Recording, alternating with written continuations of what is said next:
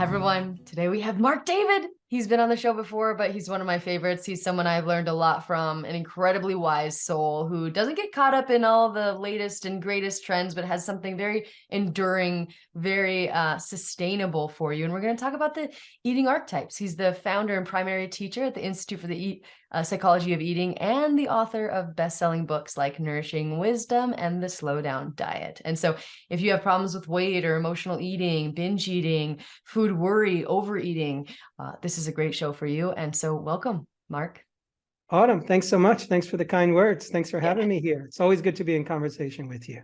I know, I love it. And I've said it before and I'll say it again. I'm just so glad that your program was the first program I did when I started to enter this world of nutrition. I remember it so vividly when I found your program online. I was working my job as a fitness trainer at Tracy Anderson, and I was outside, and my husband and I were talking about our next steps because I just knew what I was doing my calling wasn't sustainable for me at that time. And I found you, and I thought it was such a moment of hope and transition. And what I learned from you set the stage for all of the things I would later be able to put every other belief into, right? It's a template, it's a guide, and there's so much wisdom there. So thank you for the creation of your programs, which we're going to talk about. But for people who haven't heard your past shows, tell us a little bit about Marc David. What made you so passionate about psychology of eating, and what's new and hot and happening in your life lately? Okay, all kinds of great and juicy questions. So how did I get into eating psychology? I got into eating psychology because I was a nutrition fanatic. My life changed when the concept of nutrition first came into my mind. You know, I was born sickly, asthmatic, immunocompromised. I almost died a handful of times in infancy, and I couldn't run. I had very severe asthma and intense food allergies. And parents took me from doctor to doctor. Nothing worked. And I heard a rumor when I was really young that fruits and vegetables were good for you.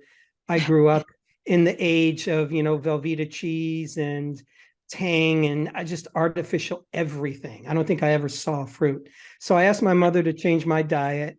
And coincidentally or not, my health started to change. So I was off to the races because I made the connection from a really young age that food was magical and that it could impact my health. And that really stuck with me. So I eventually became a consulting nutritionist. My first practice was in my early 20s. I was on Wall Street in New York City.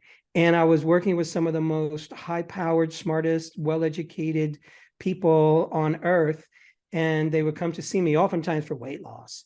And I tell them what to eat, and they would take home a diet, and they would come back a week or two later and say, yeah, I know what you told me to do. I just couldn't do it.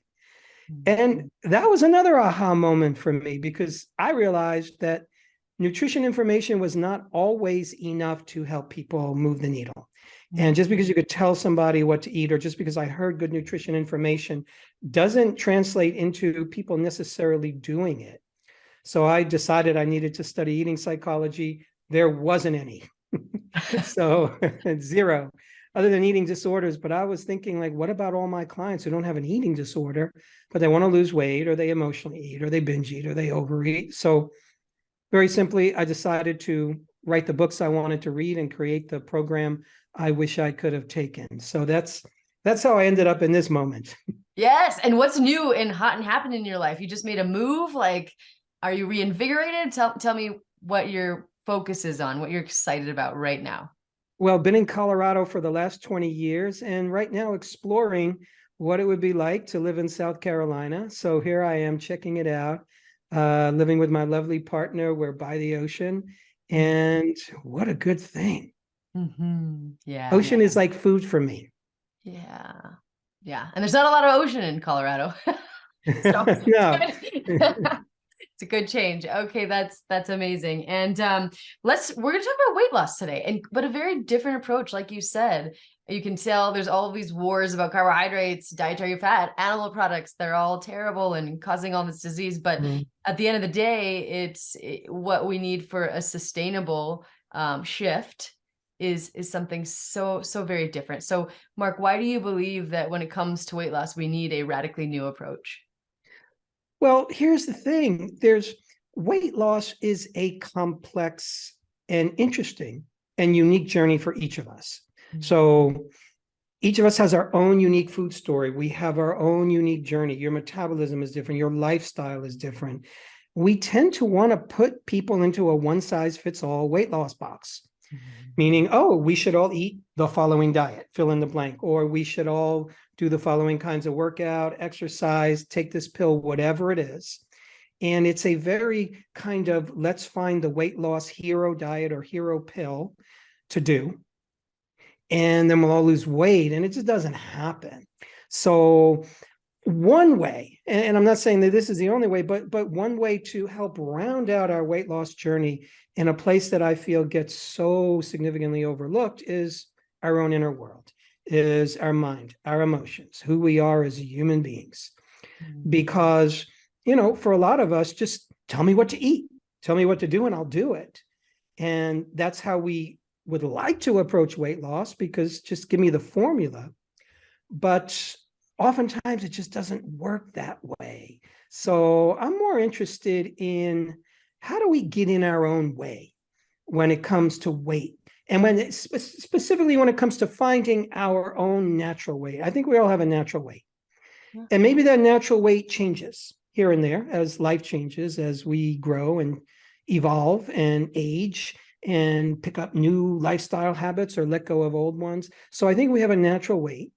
And I think there's certain ways we might be inadvertently holding ourselves back. So that's what I tend to focus on these days. Now that is really, really juicy, because I was just going to say, so a lot of people hit that plateau, have weight loss resistance, try everything. And so discuss for us, what are we doing? What are some of the most common trends you see in people getting in their own way?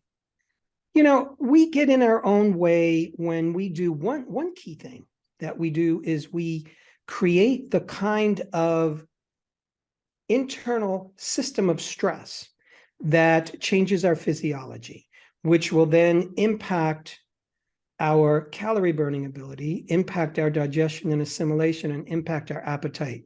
Very simply put, the stress response, when you and I have a day in and day out, optimally, stress response is designed for when the lion is chasing you.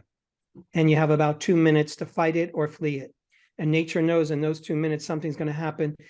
So stress chemistry changes our metabolism very powerfully for about 2 minutes. When stress chemistry stays with us, why? Because, I don't know, I'm having relationship problems, or I'm having financial problems, or my parents are aging. So those are real and natural stressors. And when stress shows up, we tend to produce more stress hormones. We tend to produce more cortisol and insulin. Those two hormones tend to track each other. They'll signal the body to store weight, store fat, not build muscle. Just the opposite of what everybody wants. Yeah. And additionally, the stress response by itself, it deregulates our appetite. When you're running from a lion, you can't discern if you're hungry. Your brain doesn't do that. Your brain's not looking for chocolate. It's not looking to meal plan. Your brain is just looking to survive. So here we are. We have real stresses. So those we can't just vanquish. But we have a lot of self-chosen stressors. And some of the self-chosen stressors we have might be, here's one of the most common ones. Food is my enemy. If we're walking around thinking food is my enemy, why would you think food is your enemy? Because if I'm trying to lose weight, what I was taught was you're trying to lose weight. So how do you do it? You must limit your food, because food in your body equals fat on your body. So you got to have less calories. So, oh my goodness, food is the enemy all of a sudden. Well, if food is my enemy, every meal, every snack, every time I'm hungry, every book I read that tells me to eat something different, I'm in a constant state of stress. And that stress state, once again, is creating a chemical hormonal cascade in the body that tends to signal the body to store weight and store fat and not build muscle. One of the most often repeated experiments, animal experiments, is you take a group of rats, and one group is a control, one group is the experimental. So in the control group, you have a bunch of rats eating a normal rat diet, and they're all in a cage together and they're having a good time. And in another cage, you have the same rats, same strain. They're eating the same amount of food. They do the same amount of exercise on their little rat wheel. And the only difference is the cage gets intermittently shocked, meaning an electric shock comes through the cage and the rats don't know when it happens. If you're a rat, that's really stressful. So those rats, even though they're eating the exact same amount of food, doing the exact same amount of exercise, will all gain weight simply from the stress. Humans do the same experience. So if I'm stressing into my weight loss journey, then I'm doing the opposite of what I'm intending to do. What are some signs that we're stressing in to our weight loss journey? Yeah. Oh my God. If I don't lose weight, I'm terrible. Nobody's going to love me. I'll never be the real me. I'm no good.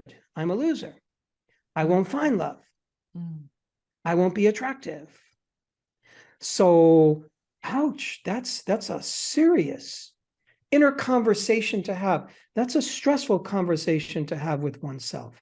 Imagine if you said that to a child. Imagine if you said to your child, I'm not going to love you until you lose your baby fat, or until you have, legendary abs and buns of steel or something.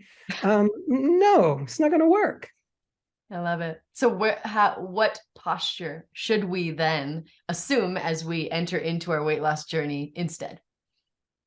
I think we have to ask the question of, how do I relax into my weight loss journey? How do I approach it from a place of curiosity? Because I always want to remember, what's the end result that I'm expecting from weight loss? What do people want? Why do so many people want to lose weight? People want to lose weight, as far as I can tell, because it will make me happier. I will be a happy person when I lose weight. Yeah, you can talk about health, but you want to be healthy, so you can be happier. So I'll fit into my skinny clothes. I'll feel more confident. I'll like myself more. We want to lose weight because we want to be happier. So that's the destination we're looking for.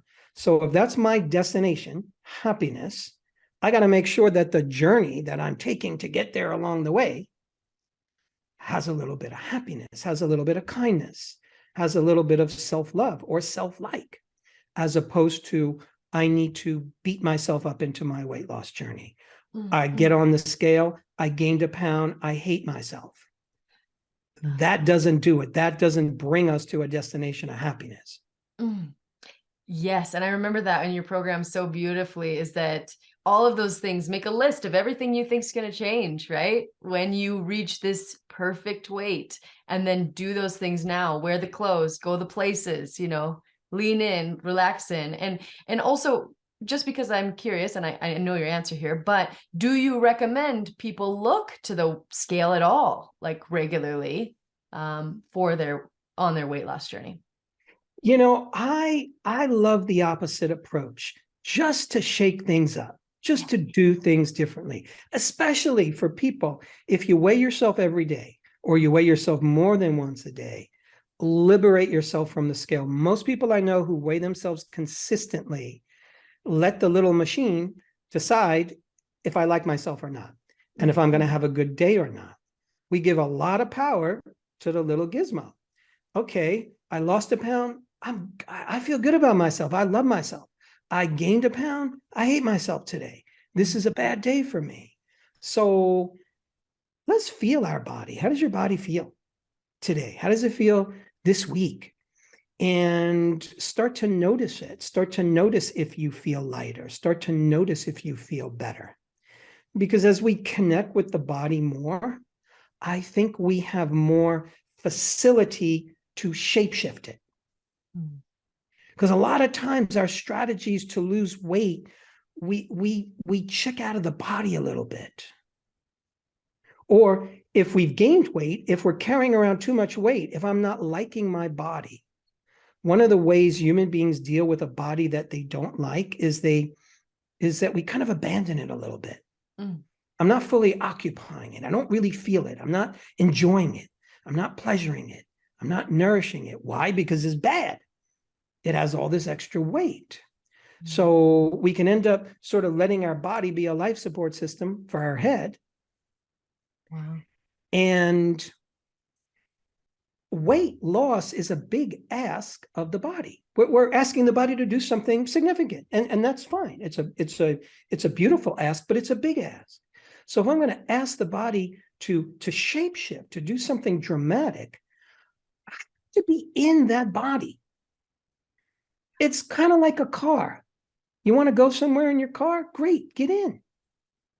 Sit down, put the key in, turn it on, operate it. So you got to be in that car. You just can't approach your car, expect to get somewhere, and then you take a baseball bat and you start beating up your car before you get into it, i.e. like beating up myself before I lose weight. It doesn't make sense. So how do we get into our body? Because we often promise ourselves, I will get into my body when I lose weight. I will have pleasure and feel good when I lose weight. No, let's have pleasure and feel good now. Move now, be more confident now, and go about the business of losing weight. Yeah, that's so resonates with me because I grew up a ballerina, right? We had the Russians with the Bolshoi, and it was all about eat lettuce, take ginseng, smoke cigarettes, just don't gain weight. No, we really did. Like I know. during my practices.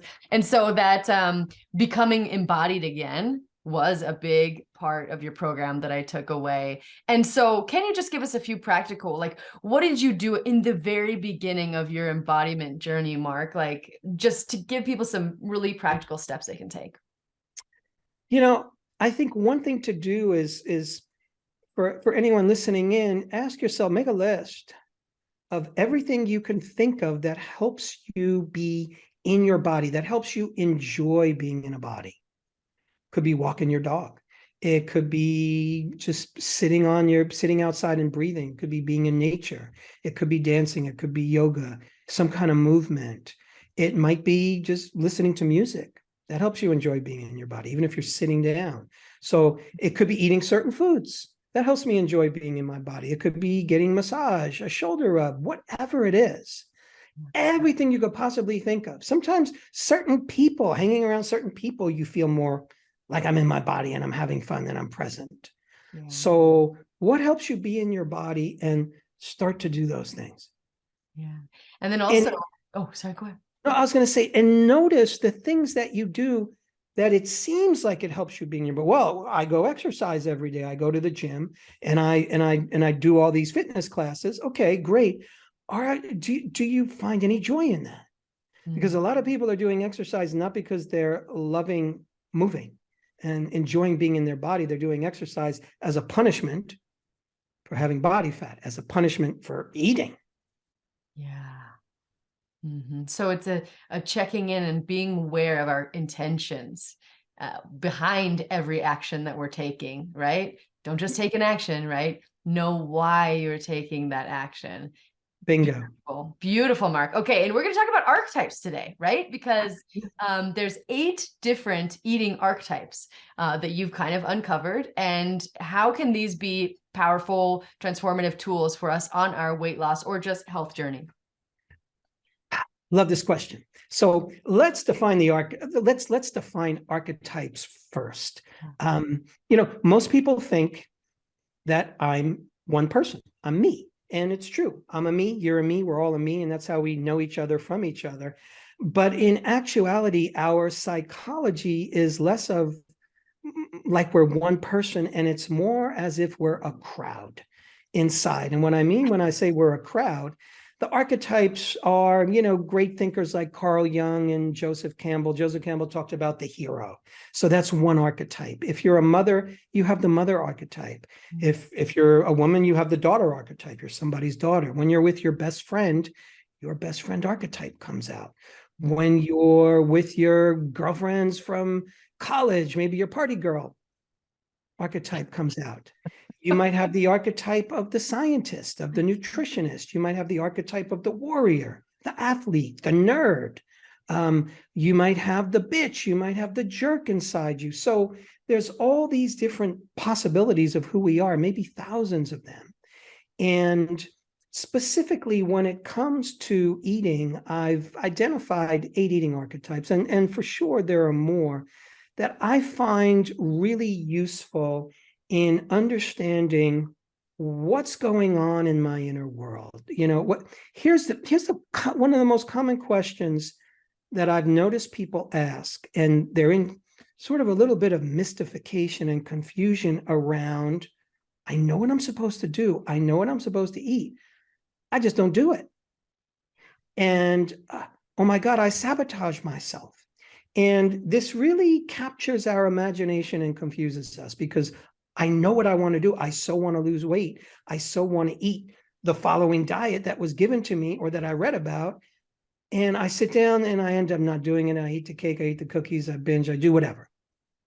So, and then we think we sabotage ourselves. Well, you really actually don't sabotage yourself. What's happening is the adult archetype in you, or what I'm going to call your king or queen in you, or maybe the health champion in you, is saying, let's do this good thing. But there's another voice that creeps in beneath your awareness and takes the seat at the head of the table and starts to make the decisions against the wishes of your inner king or queen. So as an example, one of the eating archetypes, first one I like to talk about is the rebel. And, archetypes aren't good or bad. So the rebel in us, in a good way, the rebel is the part of us that's willing to go against the rules, willing to stand up to injustice. Martin Luther King was a rebel. Gandhi was a rebel. Mother Teresa was the rebel. It's the part of us that sees a better way and is willing to stand up for it. But on the downside, the rebel in us can necessarily not have a cause. And the rebel oftentimes is like a teenager. Teenagers are very rebellious. I don't know if you're ever a teenager. But, right? Yeah. They're rebellious and they'll do whatever they want to do just because nobody tells me what to do. So oftentimes what happens is the king or queen in me, I know I want to eat this good diet, but the rebel comes in and says, nope, I don't want any restrictions. Nobody tells me what to do. I'm not doing it. And part of it is, maybe that voice was born in us when we were a child, a teenager, and don't tell me what to do. And all of a sudden, that rebel voice, don't tell me what to do, I follow my own rules, is sitting at the head of the table. And we have no idea why. And I've noticed for people who have a strong inner rebel, when I reflect that back to them, they get it right away. And they smile because they know that that's them. I know I'm being rebellious. But then somehow I think, oh my goodness, what's happening to me? So for that kind of person who your inner rebel is taking over, we have to learn how to feed that rebel in ways other than giving it food. Because oftentimes that rebel needs another place to express rebellious energy. Mm-hmm. It's you having a unique food company and health company, that's a way to be rebellious. Like, let's do something new, and that's at the edge, and that's different, and that goes against traditionally what everybody was talking about. I have a question for you. Please. Do you think there are people who are just born in that rebel position, like bring that rebel energy to almost everything? Or do you think most people go in and out of these various archetypes? Because I know some people who I think are stuck there. Yeah, yes to both questions. Yes to both questions. Some people just have a strong rebel archetype. That's how they present themselves. Some people are very strong accountant archetype, and they go into accounting and financial. They love details. They live in, oh man, my bookkeeper, he's brilliant. He loves details. He literally smiles. That stuff drives me crazy but that's his archetype. Yeah.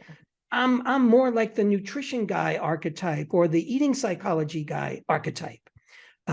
So yeah, there are some people who very strongly, they're just a rebel in everything. And there's also those of us who our rebel only comes out in certain places. And oftentimes that certain place is with food, because I don't want restrictions there. Even though I just placed guidelines on myself, my inner king or queen or my inner health champion said, hey, here's some good guidelines. This is going to make you feel good. This is going to give you more energy. This is going to help you find your natural weight. And it's brilliant. It's fine. It's great. I want to listen to that voice. But if I'm not aware, the rebels can come in and just say no. How can we satisfy that rebel in other ways? What are some other tools? That's the question to ask. Where else in my life, how else in my life can I use that rebellious energy? Mm. Where do I need to speak up more? Where do I need to bring my voice forth? Are there injustices that I see around me? Are there certain people that I need to talk to that I'm withholding communication from, where I just need to be more present and be more outspoken? And, there might be ways to say, yeah, once a week, I have my rebellious eating episode. Okay, so even though I'm on a no sugar diet, once a week, I get to do my ice cream. And so you're giving the rebel, okay, here's your moment. Okay. So the rebel doesn't have to come in from the side. The rebel knows it's going to get what it wants and it's satisfied. Yeah, I'm following these rules, but at the same time, I get to break it once a week. How good is that? That's beautiful, because within that discipline, there's freedom, right? And that's what we do at our house too. My little guy is, oh, you're so embarrassing. I'm the only kid not eating Doritos. But on Friday nights, he knows, you want to eat Doritos? We're going to go get him for you. So I love that. Mark, that's really, really beautiful. Autumn, I just remembered as you're talking about your son, one of those memories of fatherhood that's ingrained in my mind. I think my son was about maybe 4 or 5 years old, and he was on just a strict, healthy diet. And at that point, me and his mom, we were really strict about his diet. And just one day, I realized, man, he's so jealous of his friends. And a bunch of my relatives were visiting, and we all went out to Dunkin' Donuts. And I'm carrying my child into Dunkin' Donuts, and he's like looking at the shelves of all these different colored foods. And I said, pick out whatever you want. And he looked at me and he says, Daddy, I love you so much. This is the best day of my life. Oh, it's amazing. And Mav said that too. I've never even had Dunkin' Donuts. So yes, I'm going to have to follow in your lead there, given the best day of his life. But yeah, I think everyone can relate to that rebellious piece. And I think a lot of times it's like conversations with people you're not having, and you're not expressing your authenticity. And so, yes, I invite everybody to explore where their inner rebel can be expressed. And Mark, I love that. What is another archetype that you think people have underneath the surface running the show? Here's a common one that I see quite a bit, and it's the archetype of the child. And that's probably one archetype people hear about the most, other than the hero. We hear about the inner child. And on the one hand, the inner child is the part of you and I. It's innocent, it's sweet. Things are all new, things are fresh. The inner child is very loving, it's curious. And the inner child, as we know, children could also be brats. Children can also be little tyrants. And here we are, and my inner health champion or my inner king and queen is saying, here's the things you need to eat to feel good about yourself. And the child in us steps in and goes, no. And it's different from the rebel, because the child in us is just, it's a little bit whiny. And the child wants what it wants when it wants it. The child wants immediate gratification.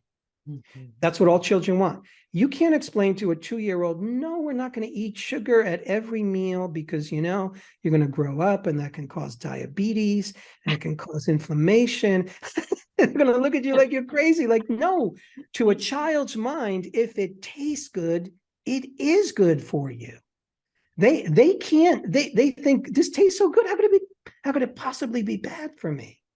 So the child wants immediate gratification. When children scream, when your infant screams, why is it screaming? It wants immediate attention. And as it should have immediate attention, because an infant can't tell you what's wrong. It might be in pain. It might be wounded. So all you know is my child is screaming. My child is crying. Okay, it could be wounded. It could be hungry. Something could be wrong. Maybe she fell, whatever it is. So we need to immediately address the infant, the young toddler, because they're helpless and it's our job to take care of them and protect them. And the child knows that. They understand that more and more, and they eventually use it against you as a parent. They use it as a power game. And they whine and they scream, I want what I want when I want it. So a lot of times that's who's stepping in when people say, I know what I'm supposed to eat. I know what I'm supposed to do. All of a sudden, I'm just finding myself eating. And for a lot of people, that's the kid in you. Now, Autumn, check this out. I've especially noticed that archetype shows up for people who were put on a diet and body shamed at a young age. Why do you think that is? Because here you are, you're innocent, you're 9 years old, and the adults in your world are telling you, well, actually, you're not quite lovable because you're chubby and you need to lose weight. So now you have to eat this restrictive diet.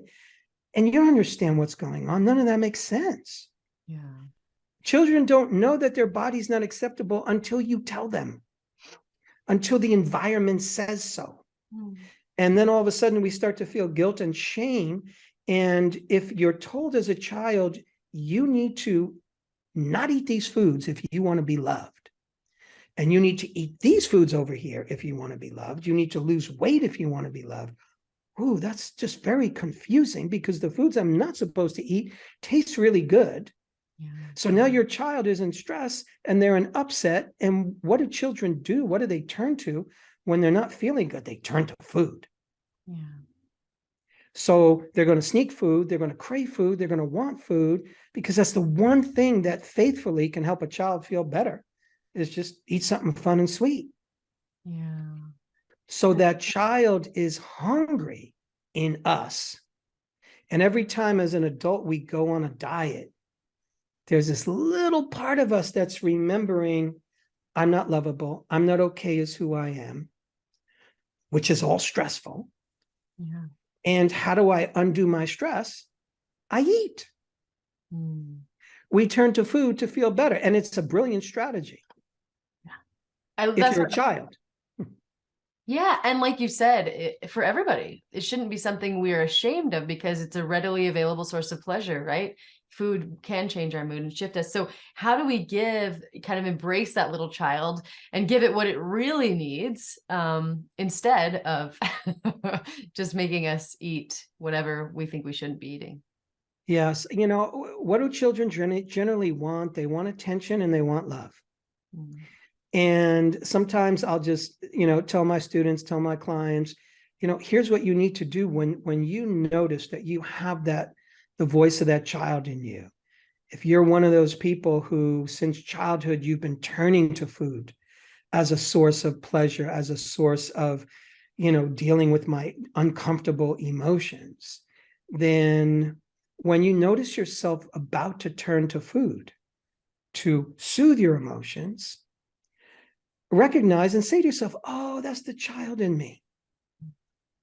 And pretend that little child is right there with you.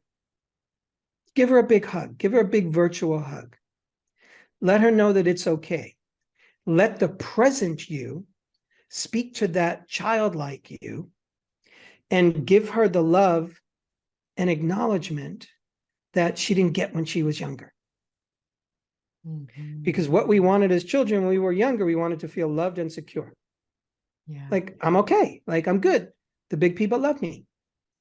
And if we don't get that, then we can find ourselves in this endless cycle of turning to food. Because that's the one thing that makes me feel love. Oh, food just gives me this sort of feeling of, oh, I feel so good. I feel love, but then it's temporary. Oh, but I'm supposed to lose weight, because if I don't lose weight, then I really can't be loved. So on the one hand, food is love, but on the other hand, if I eat food, it's going to take me in the opposite direction of getting love, because I'm not losing weight. So we just have to talk to that child and let that child know it's okay. Yeah. And that's so easy when we say it to a parent. Like, you'd never want to give that message, or you would never want to deny your child the attention that they deserve. But I imagine some people out there are thinking, yeah, but I don't know, there's a resistance there, I would imagine, for some people. So how do we push through that resistance and like really embrace that? Like, what is an exercise that you could do if that idea just seems impossible right now? What's the exercise? The other simple exercise is to just invoke awareness. Because what happens is normally when that child takes over, I want what I want when I want it, and I just want to eat the sugar, and then we end up eating whatever we're eating that we're not supposed to eat. That whole process is unconscious. It's automatic. It does itself. We don't have to think, oh, I need to now bring forth my inner child and break my own food rules. No. So that process happens unaware to us. So if I can simply say, have a moment of awareness, say, oh, that's my inner child stepping in right now. Just noticing that begins to wake us up, because the only way to change an unwanted habit that's automatic and unconscious is to introduce consciousness, is to slowly shine a light on it. That's just necessary. It's part of the structure and function of changing an unwanted habit that just does itself automatically. By doing that, by saying, oh, there's the child in me taking over, that gives me a choice in the moment. Do I want to feed that child? And you could decide, yeah, I'm going to just let that kid eat. I'm going to let that kid in me eat. Yeah. But you're then choosing to do the very thing that previously you say you don't want to do. Yes. I would rather us choose to eat the food. Okay, I'm gonna let my inner child eat whatever it wants. Okay, great. You're giving your child what it wants. Okay. And then you might do that, and afterwards, maybe you don't feel so good. Maybe your body doesn't feel so good. Great. There's a piece of data. That's a piece of information for the next time you notice the child in you is about to take over. So it builds on itself in terms of our power to choose the choice that we want to make. So if the child in you is going to eat, make the choice to let it eat. Yeah. I love that. Just so, yeah, I think that was so important. Just if you're not like, oh, I can just go over and embrace my inner child. But yeah, every single time you bring awareness, that is putting like a little chink in that chain of unconscious patterns that we all operate under far more than we often realize. And so before we go on to another archetype, you've been mentioning king. We got the king archetype. We got the queen archetype. And maybe these are archetypes you're going to actually get to. Yes. But I remember another one of the most impactful parts about your program was that princess to queen transition. So if you aren't going to weave it in somewhere else, can you just tell us what you mean when you say I've got my queen or king archetype? Yes. So I'm looking at the queen or king archetype as the part of us that's royalty, the part of us that knows this is me. Here's who I am. These are my gifts. This is my place in the world. This is my voice. The king or queen doesn't sit on their throne and say, do I need to lose weight? Does this look good on me? Do you all love me even though I gained a pound yesterday? No, if the queen or king in your world said that, you wouldn't necessarily want to follow them. You wouldn't trust their leadership. So the king or queen in us knows where they stand, and they don't need outside approval. Now, in the royal archetypes, the younger queen or king is a prince or a princess. And so, really roughly up to the age of around 40-ish, a man is still in his prince stage and a woman is still in her princess stage. And these are terms just to describe our life stage. And when we're still a prince or a princess, we're often looking for approval from the outside. We want the world to tell us we're okay. Once you start to hit your late 30s, that begins to turn around. And then once you hit your 40s, that really wants to turn around. You start caring less about other people's opinions. You start caring less about having everything be perfect about your body or perfect about your looks.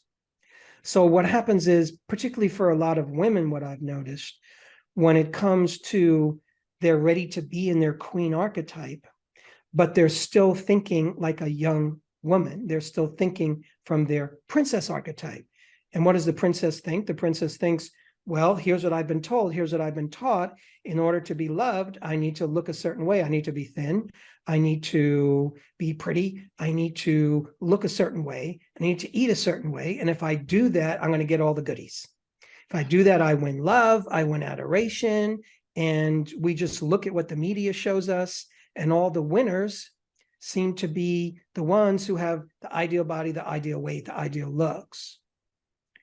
And if we don't shed that when we reach a certain age, then our suffering just magnifies. It's hard enough dealing with that when you're a youngster. Yeah. It's hard enough dealing with that when you're a teenager or you're in your 20s. It gets worse in a strange way when we're in our 40s, 50s, and 60s, because we're not catching up to our life stage. We're letting an earlier time in life dictate who we are. So we're ready to step into our true queenhood and kinghood. And that's a self-initiation. We literally have to call forth that part of us. Yes. And if some of us, I mean, it's been I just turned 40, and I thought in the 30s, I'd kind of shed that princess mentality. Oh no, it definitely, they went up several notches for some reason when I turned 40. And so if someone is maybe, 30, mid 30s, or even early, like 30, and they're wanting to begin that process of calling forth, like, how do we step into our queen on a daily basis, or king, even though we might not necessarily have all the inner dialogue yet? Part of it is starting to notice how much we rely on the opinions of others to feel good about ourselves. So when I was in my 30s, I heard somebody say once, some teacher, some book, you need to free yourself from the opinions of other people. And I didn't quite know what it meant, but it sounded important at the time. And I realized, oh my goodness, I am so beholden to what others think of me. Yeah. So just noticing that was powerful. And noticing the places where certain people, like, were there times in your life where somebody particular, their opinion was so important to you that you needed them to love you, to want you, to think good of you, and you don't care anymore. And you somehow overcame that. Remember how good that felt. Feel how good that feels now that you overcame that attachment to, oh my goodness, I need this person to think well of me. And that's what we're looking for. That's what we're shooting for. So it's sort of having that guiding star in front of us. I think the other way to step into our elevated royal archetype, our king and queen, is to focus more on what gifts do I have to give to the world. When we're focusing on what gifts do I have to give to the world, we're less worried about what the world thinks of us. When you're in service to another person, when you're loving your child as a mother, in the moment that you're doing that, you're not worried about your health or your weight or your this or your that. You're giving, and you're at peace, and you're at one, and it's all good. It's okay when you're giving your gift. That's and so powerful. Yeah. That helps free us from all the chatter about my body and my weight and my diet. Yes, I love that. And it's something when I get nervous about something or stuck in that place where I am just concerned about how I am perceived, that's often the place I go. So I love that, Marc. I'm sure I learned that from you. And okay, I didn't want to derail you. I just thought because we perfect. Yeah. the king and queen, we need to kind of define that. But tell us about your other archetypes. The food criminal is another common one that I see. And the food criminal basically believes that eating is a crime and food is bad for me. Now, I've heard that there are good foods and bad foods. And if I eat a bad food, that makes me a bad person. But if I'm trying to lose weight, food is bad in general. So anything that I eat is bad. And so what do you do if eating is bad and eating is a crime? You tend to do the crime in secret. You don't want anybody to know about it. So there's a lot of people who live in guilt and shame because we naturally feel guilty when we commit a crime. If you commit a crime that you know is against the laws, you know is against your own moral code, you'll feel guilty. Now, when I commit an imaginary crime that I still think is a crime, eating, I'm going to feel guilty. Now, guilt doesn't feel good. It's a very uncomfortable emotion. And we all need to somehow regulate our uncomfortable emotions. And one of the ways people regulate their uncomfortable emotions for feeling guilty about eating is to turn to food again. Because food is the thing that makes me feel best. So, and the food criminal in us, oddly enough, is also, it's really like a three-part archetype. The food criminal becomes the judge. Oh, I shouldn't have done that. That's bad. I can't believe I did that. And the judge then gives punishment. Judge becomes the jailer.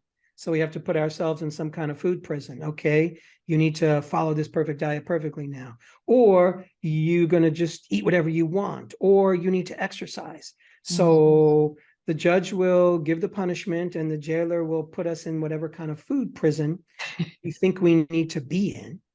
And the food criminal tends to isolate.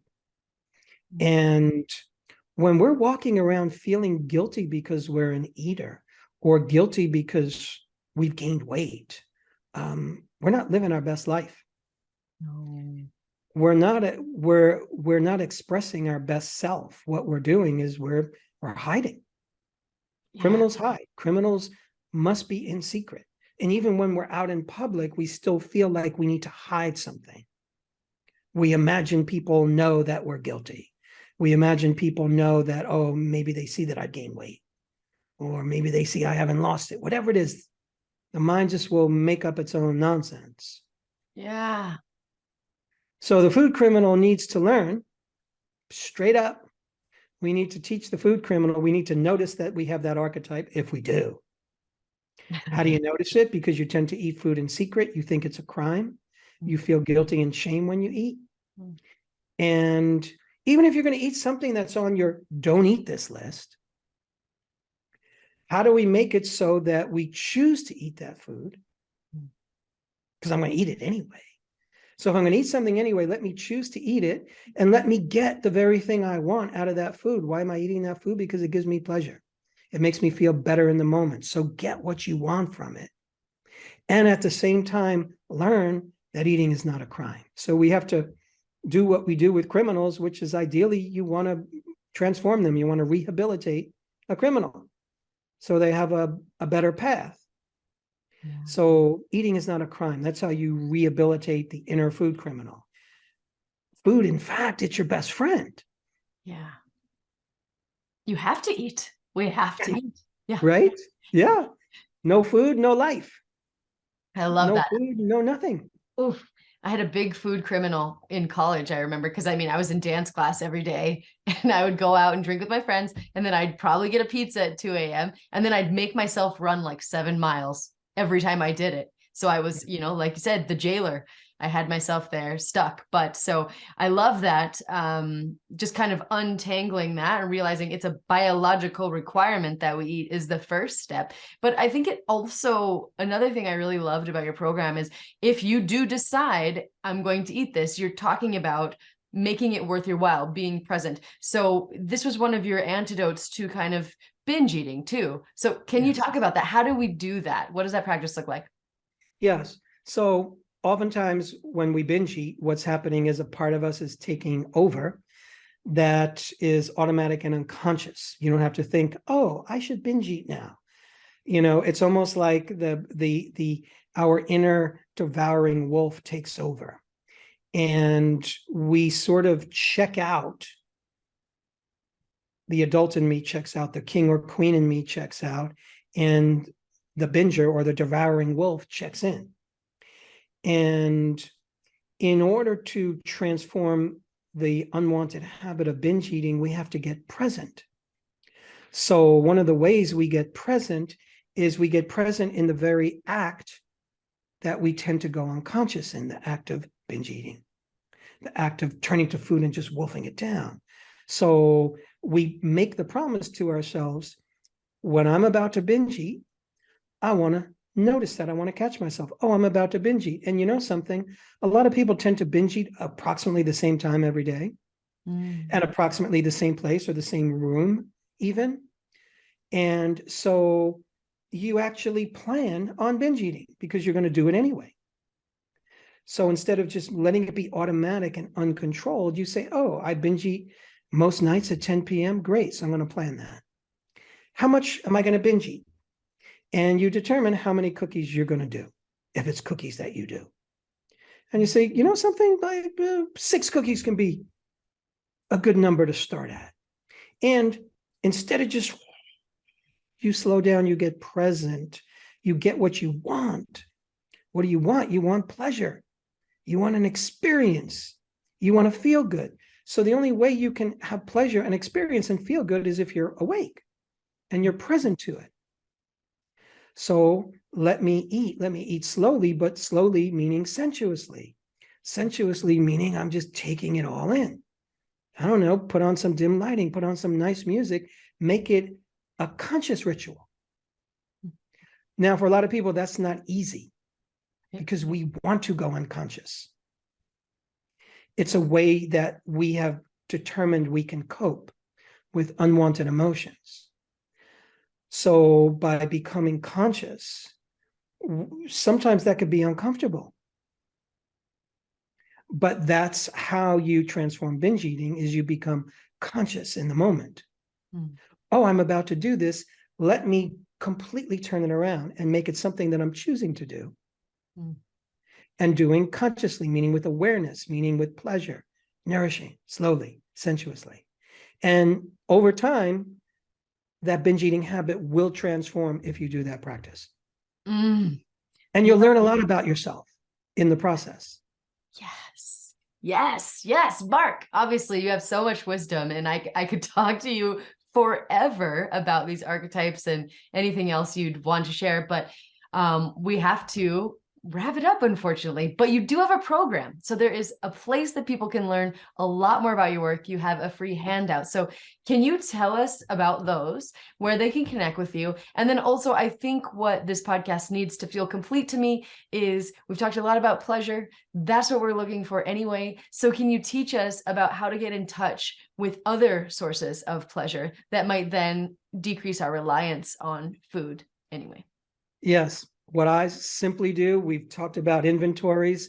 I do a pleasure inventory and write down everything you can possibly think of, an exhaustive list: persons, places, things, thoughts, feelings, beliefs, food, substances, experience. Write down everything in life that brings you any amount of pleasure, everything you could think of, and look at that list and start to look at what are the things on that list that you could call healthy pleasures. What are the things on that list that are healthy pleasures that you could do every day, that you could do once a week or once a month? And see if you can spread out your pleasure experiences. Because what happens is, a lot of times we get conditioned to experience pleasure in one way, my tongue. And tongue is powerful. The sense of taste is very powerful. So we get accustomed to that. And when food becomes our only source of pleasure, then we stay with it and we keep going back to it. But if I start to spread it out by noticing my own life, take an inventory of your own life, everything that gives you pleasure. And a lot of times people will come up with a list, and they came up with things that they forgot about. People that I can speak to once in a while, music that I can listen to that really feels good. I watch silly videos or animal videos or weird animals interacting with other weird animals. It's like you're in my brain. Those are all the things I do. Yes. Anyway, yes, such an impactful exercise. It's funny how that we can actually forget the very thing that we need so badly and so regularly, forget what brings us that pleasure. But that's a beautiful way to get back in touch. So tell us about your program then, and where we can learn more about your work and just how to keep walking through, our challenges. Thanks for the question, Autumn. So for people who generally want to find us, psychologyofeating.com. Psychologyofeating.com for people who are interested in, the training that you took, Autumn, our Mind Body Eating Coach certification training. You can learn about that. We also have 2 programs for the public. Our newest program is the Emotional Eating Breakthrough. Super psyched about that. We literally just released it. Very, very powerful program for people who emotionally eat, stress eat, overeat, binge eat. And yeah, and we also just came out with a new free report. It's called the 8 Eating Archetypes, a self-discovery tool. So that's totally free. You can download it. And hopefully we can, provide your universe with some kind of link. And yeah, that's just a great way to learn more about the archetypes, and you can get to hear about the other archetypes I didn't get to talk about today. Yeah. And learn about that. Well, yeah, and we will definitely provide all of the links. Tell us about this program for the lay person or just someone who might be experiencing overeating. What is the time commitment? Just give us a few more details, because I'm sure people are interested. The Emotional Eating Breakthrough, that program, it's a 10-week online program. It's self-paced, and it has, you're going to be listening to me on audio or video. You can read the transcripts. You're going to get homework assignments. You're going to get practices, all kinds of good tools to just walk you through where emotional eating comes from. What's the brilliant reasons for it? Because, every eating challenge is really a great teacher. Usually we think, if I have an eating challenge, there's something wrong with me. I got an issue. I have a problem. And actually, no, emotional eating is really here to teach you something. And when we learn the lessons that emotional eating is trying to teach us, we can actually begin to graduate and live our best life. So the program will focus on different aspects: the psychology of emotional eating, the science behind it, what drives us to do it, and as well as looking at the nutritional distinctions in emotional eating, because there's certain nutritional strategies people do. There's certain dietary strategies people do that are predictable if you want to be an emotional eater. If you want to emotionally eat, then, for example, be on a really low calorie diet or eat really low fat. You're going to find yourself wanting to gorge on food because your body is screaming for nutrients that it's not getting. So we cover all the turf of the emotional factors, the lifestyle factors, nutritional factors.